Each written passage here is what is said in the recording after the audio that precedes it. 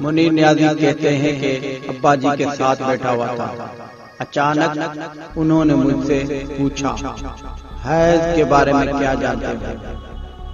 میں نے اپنے دل میں الحمدللہ پڑھ کر اللہ پاک کا لاکھ لاکھ شکر ادا کیا کہ ہم بھی اب اپنے آپ کو ان آزاد خیال لوگوں میں شمار کر سکتے ہیں جو اپنے گھر میں ہر قسم کی موضوع پر کھل کر بات کر سکتے ہیں۔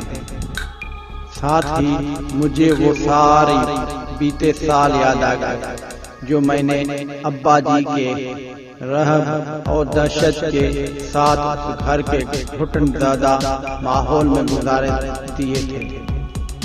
میں نے مسکراتے ہوئے کہا، ابا جی، حیض ایک ایسی سرکل کا نام ہے جس سے ہر جوان عورت مہینے میں ایک بار گزرتی ہے۔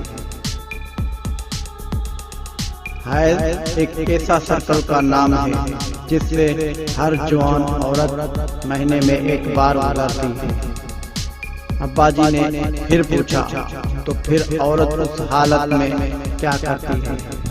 میں نے کہا، ابا جی، عورت اس حالت میں نہ نماز پڑھتی ہے اور نہ ہی روزہ رکھتی ہے۔ ابا جی نے اس بار قدر سخت اور اکھڑے ہوئے لہجے میں کہا، پتر، اس کا مطلب یہی ہے کہ تجھ میں اور اس حیض والے عورت میں کوئی فرق نہیں۔